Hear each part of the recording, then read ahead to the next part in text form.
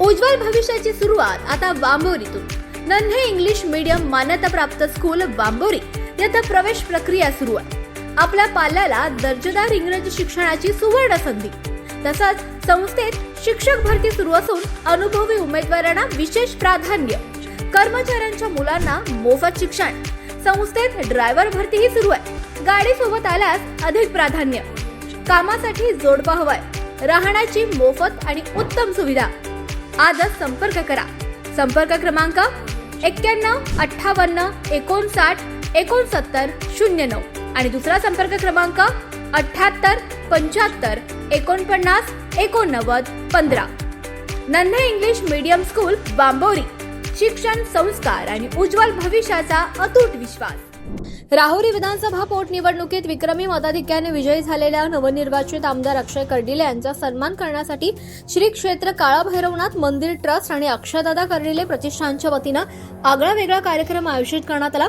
यावेळी आमदार कर्डिले यांची पेढे तुला करून जोरदार सत्कारही करण्यात आला.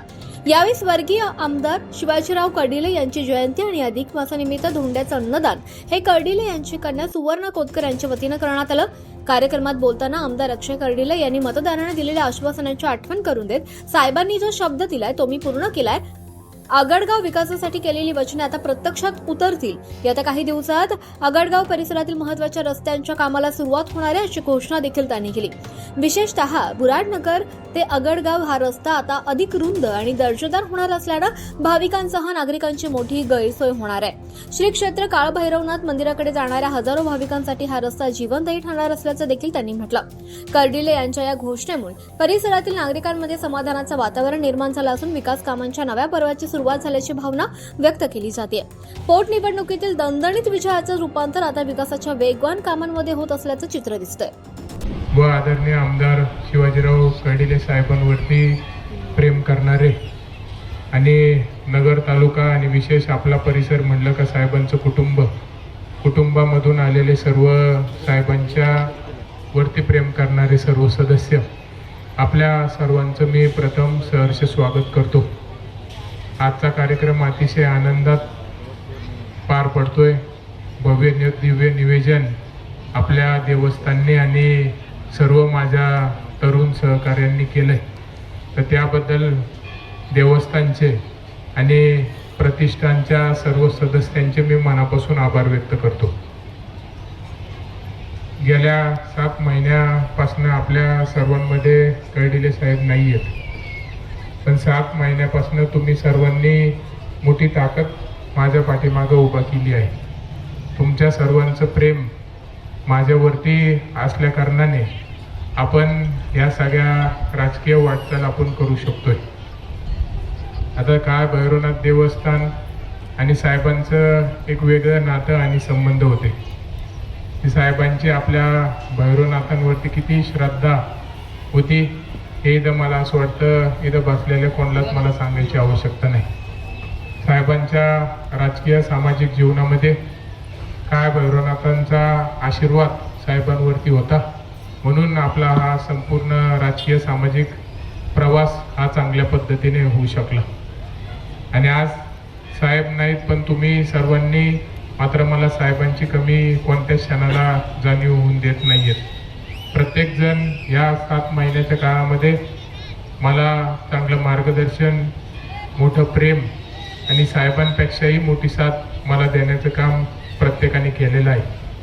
म्हणून काही दिवसांपूर्वी निवडणूक होण्याच्या अगोदर माझे जे काही गेल्या 15 वर्षामध्ये तयार झालेले सर्व तरुण सहकारी आहेत, त्यांनी काही वर्षापूर्वी एक प्रतिष्ठान स्थापन केलं आणि त्यांनी काळ भैरवनाथाला ते दर ड्रायव्हर येत असतात आणि इच्छा व्यक्त केली की मी आमदारपद मला मिळालं तर भव्य दिव्य असा पेढे तुलाचा कार्यक्रम इथं करू.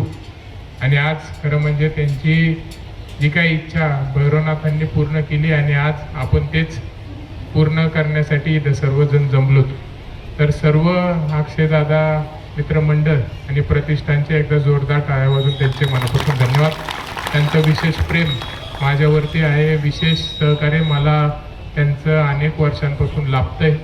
आणि वेळोवेळी त्यांनी 2024च्या निवडणुकीला आणि आत्ता झालेल्या पोटनिवडणुकीला मोठा सिंहाचा वाटा हा विजयामध्ये उचललेला आहे. म्हणून आता कोणाचं नाम उल्लेख करण्यापेक्षा सर्वच याच्यामध्ये महत्त्वाचे आहेत आणि सर्व माझ्या कुटुंबातलेच आहेत. त्याचबरोबर ते जसं आत्ता आपल्याला अध्यक्षांनी सांगितलं की साहेबांना त्यांच्या जीवनामध्ये एकच गोष्टीची सर्वात जास्त आवड होती, ती म्हणजे कुणी आलं तर जो बिगर जेवता कुणीच जाऊ नये. आणि त्यांना फार तर फार 15 ते 20 दिवस लय व्हायचे एखादा कार्यक्रम ठेवायला आणि सगळ्यांना जीव घालायला. आणि विशेष म्हणजे अनेक वर्षांपासून जसं त्यांनी राजकीय क्षेत्रामध्ये पाय ठेवला तेव्हापासून ज्या वर्षी दर 3 वर्षातून एकदा धोंड्याचा महिना येतो आणि आवर्जून सर्व महाराज मंडळींना आणि त्यांच्यासोबत काम करणाऱ्या सर्वांनाच गेल्या 30 वर्षापासून जेव्हा हा महिना आला त्या महिन्यामध्ये साहेब आपल्या घरासमोर भव्य दिव्य असं आमरसाचं धोंड्याचं जेवण ठेवत असायचे. पण यावर्षी आपल्या सर्वांचं दुर्दैव आहे की साहेब आपल्यामध्ये नाही आहेत.